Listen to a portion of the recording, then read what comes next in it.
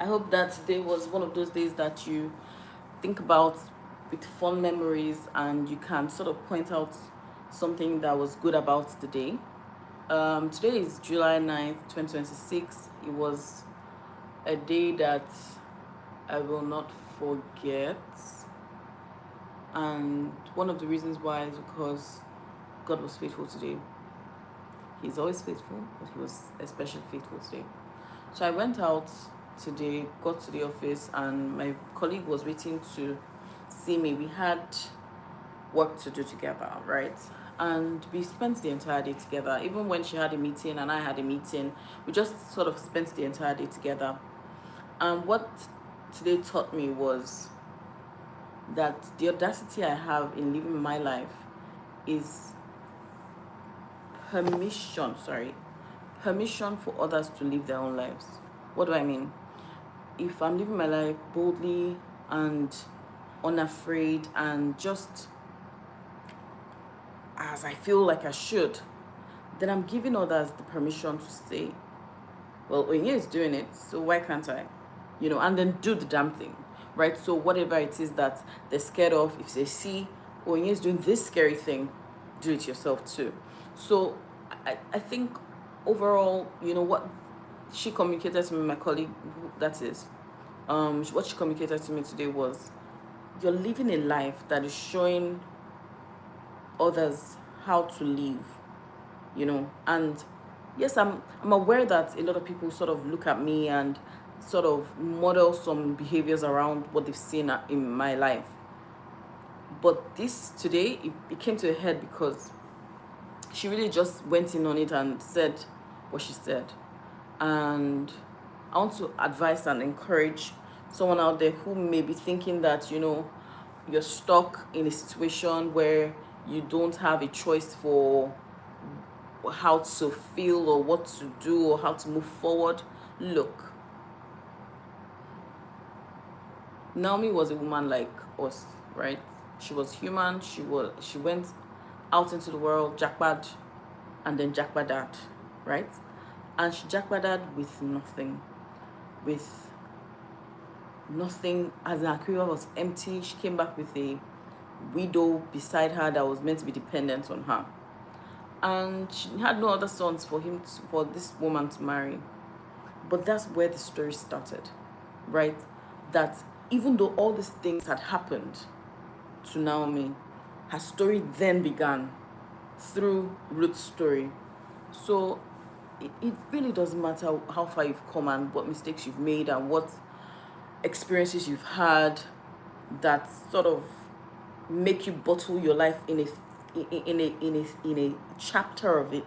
Meanwhile, you have the entire book to write. So if you did think that, oh my God, I've messed up so much, or oh my God, this thing has happened to me, or oh my God, whatever it is, here on out, take the permission to recreate yourself.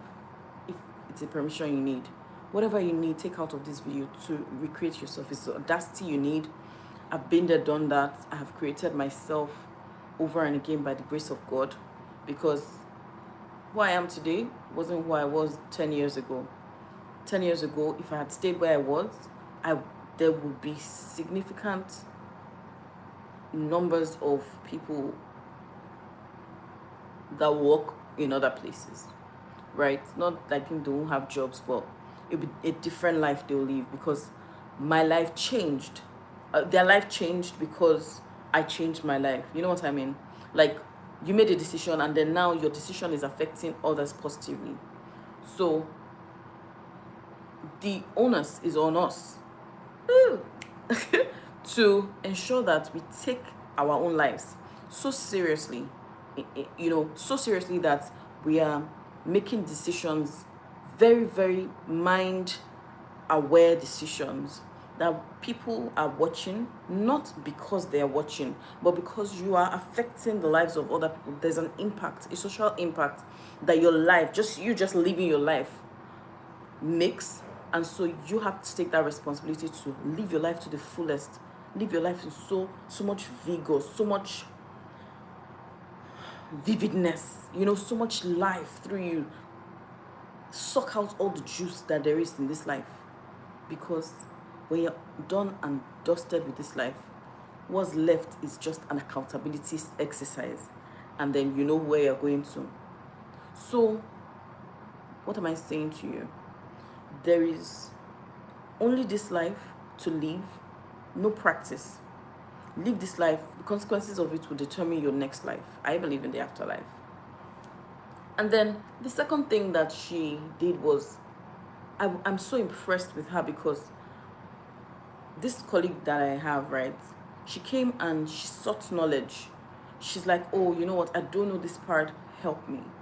And I'm like, so impressive, because when I was younger, and I mean, I'm still young, but when I was much younger, I knew I needed mentorship. I knew I needed someone to help me, just hold my hand and help me. And when I was in trouble, there were women that stood with me, no doubt. But I then started to discount myself from their relationship, because I didn't want to burden them with my worries or burden them with things that were disturbing me, even though they claimed not to mind. What I love about this girl is that she was so open about, there is a gap and I need your help. And the thing about being so vulnerable with a knowledge gap or a wisdom gap that you have is that you don't know how the other person will perceive it or receive it. So you are putting yourself in such an open place where if you receive it well, I profit from it. If not, I'll lick my wounds and move on.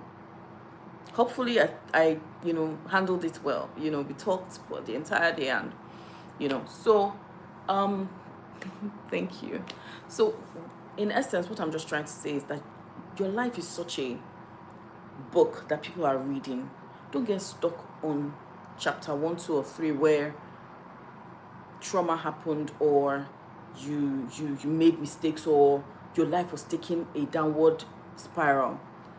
Look forward to page 531, chapter 15, where your life has sort of, you sort of have owned who you are. You're self-aware. You know your limitations. You know your strengths. You know the things that sort of make you tick. You know your joy triggers. You know everything, right? And then you're living from a place of wisdom and experience. That is what you should be looking forward to. And before you get there, you have to do some inner work of self-awareness. You have to know yourself. You have to know your personality, what you love, what you hate, how you like your eggs, how you like your bread, how you like your tea. Do you like tea, coffee? There's inner work to be done. A lot of self-awareness goes into creating the person you want to see in the future, which is also you. So don't live in the early chapters, because, oh my God, life happened to me, so I'm going to just stay here and be a victim. You're not a victim. You are not a victim. And the truth is, when you start to think about yourself in the something happened to you type of way, you give that thing the power. You are powerful just by existing. Just by the mere fact that you exist. You're powerful beyond words. So, if you don't take anything from this video, take that. You have the opportunity, permission, and audacity to create the life that you dream of, that you can't stop thinking about, that you can't sort of get out of your mind. You have the right to create that life. Don't be scared. You'll go through tough things. It toughens you. It's character building. If you don't go through those things, you won't be able to sustain what's coming in front. So toughness is a part of it. Toughness is a part of it, because by the time you're giving out wisdom, it comes from, I've been through it, you can go through it too. It's not going to be roses and lilies in the valley. Okay? Tough times. You will go through it, you'll be like, yes. Take that. So yeah, today was a wonderful day. I danced salsa so much with my whole energy, as in I enjoyed the evening. I also danced with someone that was new, that came to our place for the first time. He had complaints about how to get there, but that's irrelevant. We're taking care of it. So typically when I do these videos, I do my confession for the day. So if you don't have any confessions that you do, so you can join me and let's take it together. My anchor scripture is based off of Isaiah 43 verse 19. God says, I'm about to do a new thing. Now, it springs forth. Do you not perceive it? I will make a way in the wilderness and rivers in the desert. My confession is thus: I'm thankful to God for abundance of time because I am abundant in time, health, and wealth.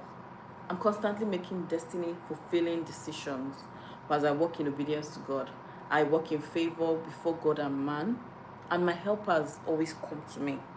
They find me out, they locate me. They come to me in form of sponsors, custodians of information, custodians of wealth, skilled workers, and relevant networks. I have the benefit of insight, foresight, and hindsight. I am never a victim of circumstance, never stuck, never confused, never at a loss for words. I'm wise beyond my years. Wisdom is my sister, and understanding is my closest friend. When I go out, my steps do not end in dark, narrow passages. I do not waste time making wrong turns.